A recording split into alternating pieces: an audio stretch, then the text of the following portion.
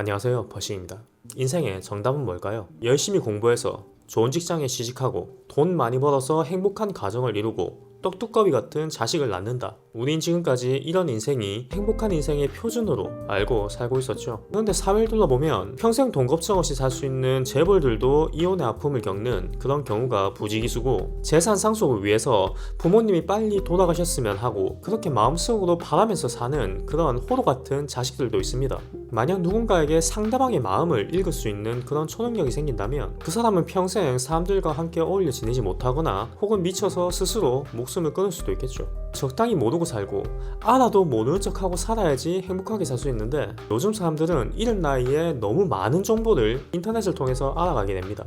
그러다 보니까 자연스럽게 자신이 몰라도 되는 그런 영역에서부터 불만이 생기고 상대적 박탈감이 발생하고 인생에 대한 행복도가 상대적으로 낮아지게 되는 거죠. 그러면 우리의 행복을 저해하는 이 상대적 박탈감은 어디에서 오는 걸까요? 앞서 말씀드린 것처럼 남과의 비교에서부터 오는 거겠죠. SNS에 올라오는 화려하게 인생을 사는 그런 사람과 나를 비교하면서 상대적 박탈감이 오는 거고, 대기업에 다니는 사람, 행복한 가정을 꾸린 사람과 나 자신을 비교하면서 인생이 초라하다는 걸 느끼게 됩니다. 그런데 과거 계급 사회에서는 그 사람의 계급이 태어날 때부터 정해져 있었습니다. 노비는 능력이 있어도 평생 노비로 살아야 됐고, 양반 집안은 아무리 개차반 같은 인간이라도 떵떵거리면서 잘 살았죠. 그게 만인에게 불합리했기 때문에 민주주의가 출범하고 지금의 자본주의 시스템이 구축이 된 건데, 왜 사람들은 이 안에서도 계층을 구분하고 양극화를 주도하려고 하는 걸까요? 특히 저번 영상에 다뤘던 설거지론처럼 미혼남과 유부남, 이렇게 계층을 나누고 갈등을 조장하는 그런 논리는 거의 대부분은 남초 여초 사이트에서 시작합니다. 여기서 활동하는 대부분의 회원들은 자신이 받았던 스트레스나 악감정을 현실에서 표출할 수 있는 그런 루트가 없으니까 익명이 보장되는 안전한 곳에서 그런 거를 뱉어낼 수 있는 감정의 쓰레기통 혹은 놀이터가 필요했었고요. 그런 잔여물이 계속해서 쌓이다 보니까 이게 마치 하나의 거대한 데이터베이스화 돼버린 겁니다. 그 자료가 믹스되고 재가공돼서 컨텐츠가 되고 이게 마치 진리인 양 확산되고 이러다 보니까 멀쩡하게 자기 주관을 갖고 살고 있는 사람들마저도 이게 진짜일까 하고 자기 자신을 의심하게 되는 거예요. 당연히 긍정적인 방향보다는 부정적인 방향으로 사회가 흘러갈 수밖에 없겠죠. 왜냐하면 애초부터 시작이 부정적인 감정의 집합체에서부터 시작했으니까요. 지금 당장 미혼남들도 언젠가 결혼하게 되면 자기 입장이 유부남이 되는 거고, 지금 20대들도 나이가 들면 30대, 40대가 될 건데, 비슷한 영역 안에서 계층을 나누고 서로 갈등을 조장하고 싸우는 게 무슨 의미가 있을까요? 차라리 기득권을 가지고 있는 베이비 부모에 대한 젊은 층들의 불만처럼 눈에 보이는 확실한 데이터가 있으면 이걸 가지고 사회적인 공론화라도 가능하지만, 설거지론 같은 거는 전혀 그런 문제가 아니죠. 사람에 따라서 전혀 다른 환경이 될 수 있는 사생활의 영역이고, 그리고 어찌 보면 열등감의 산물입니다. 전 세계 인구를 통틀었을 때 대한민국 인구는 약 1% 정도밖에 안 되고요. 그 안에서도 약 0.01% 정도의 그런 사람들이 남초 여초 사이트, 커뮤니티 사이트 활동을 하고 있을 건데, 전 세계 0.0001%가 모여서 활동하고 있는 그런 곳에서 내 인생과 시간을 허비하고 있는 게 이게 맞는 걸까요? 설거지론을 추앙하는 분들은 동탄 신도시가 타 지역에 비해서 자살률이 매우 높고 그중 40대 남성들의 자살률이 높다는 것을 이 자료가 유부남들이 불행하다는 그런 뜻 아니겠냐, 자료만 봐도 알 수 있지 않냐, 뭐 이런 논리죠. 동탄 신도시 여기에 S전자가 있죠. 그래서 S전자에 다니시는 그런 분들이 많은 걸로 아는데, 우리가 흔히 말하는 성공한 대기업 엘리트 이렇게 생각을 하면 되겠죠. 그런데 사기업의 경우에는 여러분도 아시겠지만 공고사직이란 게 있고, 이런저런 이유로 등 떠밀려서 퇴사하는 그런 평균 나이대가 40대 중반 후반이에요. 이전 영상에서도 말씀드렸지만 사람이 만족을 느끼는 감정은 절대치가 있는 게 아니고 상대적인 수치이고, 이분들의 관점에서 인생의 스탠다드는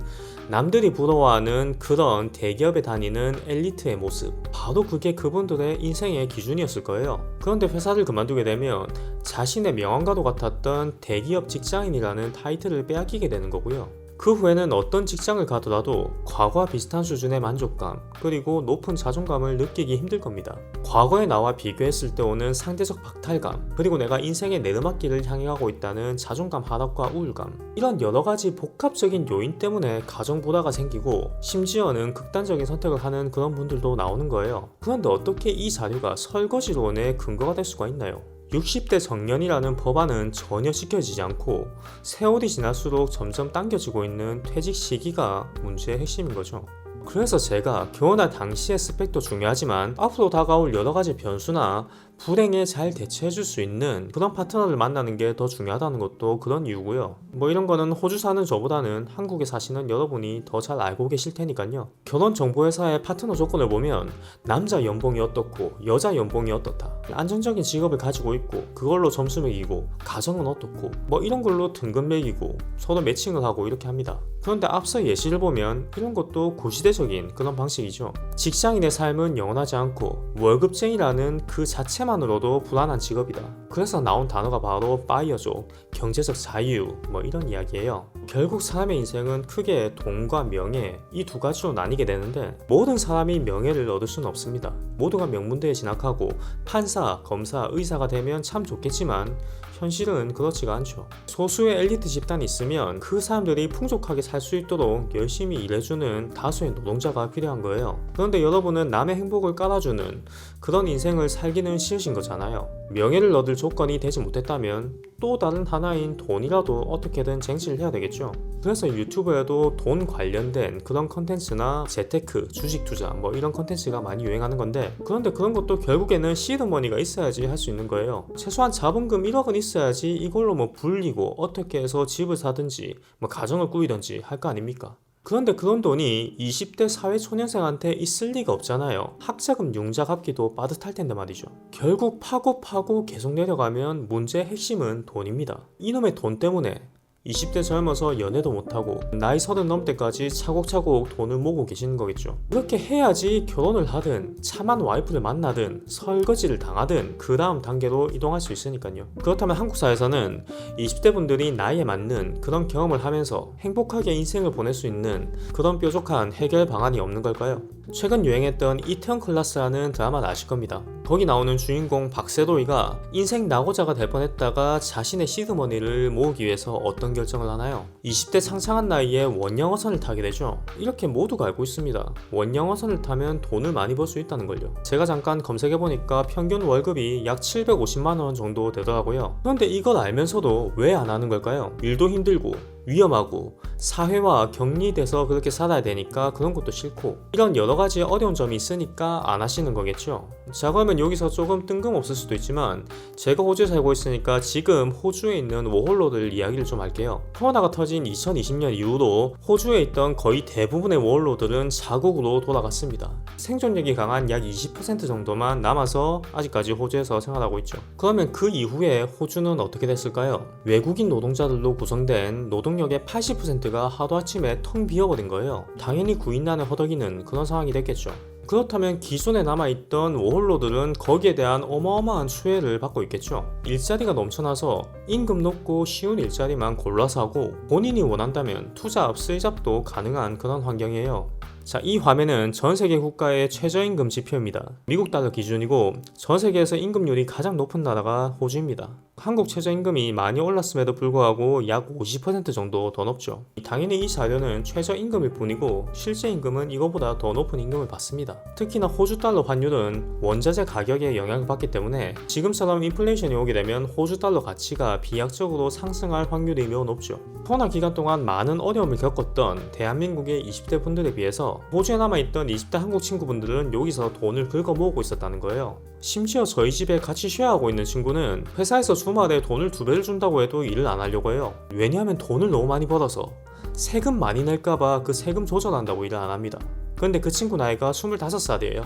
지금 이 영상을 보고 계시는 한국의 20대 청년분들 중에서 자기가 세금을 너무 많이 낼까봐 일 좀 안 해야 되겠다 이런 고민을 하는 분들이 몇 명이나 될까요? 거기다가 한국에서 쿠팡 배달, 택배 상하차, 공장일, 각종 알바 같은 직업 만족도가 낮은 일을 하다 보면 몸이 힘든 것도 힘든 건데 가장 부담되는 거는 바로 주변 사람들의 시선입니다. 부모님이나 친지들의 잔소리도 있고, 그리고 번듯한 직장을 다니는 그런 친구들과 만나서 술 한잔 하다 보면 아무리 직업에는 귀천이 없다고 나 자신을 다그쳐도 상대적으로 자존감이 떨어진 거는 어쩔 수가 없습니다. 직업에 귀천은 없지만 직업에 비전은 있으니까요. 그런데 해외에 나오면 아무도 여러분을 그런 시선으로 바라보지 않아요. 나를 꾸미는 품위 유지비도 들지 않고 생활비를 제외한 거의 대부분의 돈을 모을 수 있죠. 해외 살아보면서 자립심이나 세상을 보는 그런 식견도 조금 넓힐 수 있고요.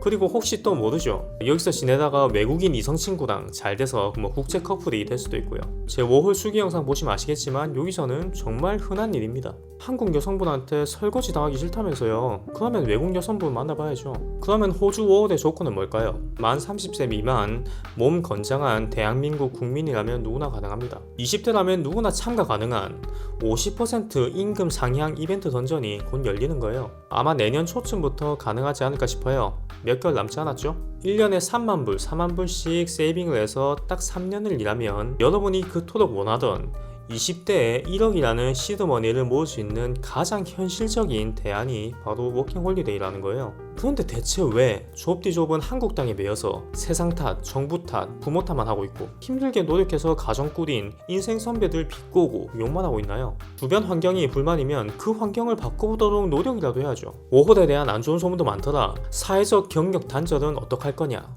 이렇게 이야기하시는 분들도 있습니다. 젊은 나이에 내 미래와 돈을 등가 교환한다고 이렇게 생각하는 분도 있을 거고요. 그럼 여기서 여러분은 자신의 처지를 객관화해 볼 필요가 있습니다. 눈을 감고 생각해 보세요. 내가 지금 다니고 있는 이 회사가 앞으로 내 인생에 몇 년을 갈아 넣었을 때 이 회사가 나에게 제시해 줄 비전이 있는지, 내 직장 상사의 삶이 몇 년 뒤에 나의 미래라고 가정했을 때 그게 만족스러운 미래인 건지, 내가 가진 경력이나 기술이 앞으로 나에게 꾸준히 돈을 벌어다 줄 수 있는 그런 경쟁력이 있는지, 끝으로 내가 지금 이렇게 20대를 보내면 나중에 후회하지 않을 자신이 있는지, 이렇게 스스로에게 질문을 던지고 거기에 맞는 해답을 찾아서 행동을 하시면 됩니다. 20대이기 때문에 허락될 수 있는 그런 경험이 있어요. 이것저것 따지고 고민하다가 나이가 들고 나이 만 30세가 넘어가면 그때 가서 열어달라고 아무리 문을 두들겨도 열어주지 않아요. 물론 이 선택이 모든 사람에게 맞다고 제가 장담할 수는 없습니다. 하지만 내 주변 환경이 나를 억누르고 있는 것 같다. 한국 사회에 대한 불만이 극에 달해서 그 어떠한 동기부여도 가질 수가 없다. 이렇게 생각되시면 도전해보세요.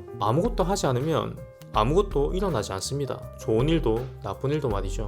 다만 제가 한 가지 약속드릴 수 있는 거는 가만히 방구석에 앉아서 인터넷 커뮤니티 사이트를 보고 있는 것보다는 훨씬 더 많은 경험과 체험을 해볼 수 있다는 거예요. 단지 돈뿐만이 아니라 인간으로서 성장할 수 있는 그런 계기를 찾을 수도 있습니다. 자, 그럼 제 영상이 여러분의 인생에 또 다른 옵션을 제시해주는 그런 영상이 되길 바라고요. 해결되지도 않을 불평 불만 좀 그만하고 희망을 가지고 인생을 좀 사시길 바라겠습니다. 감사합니다.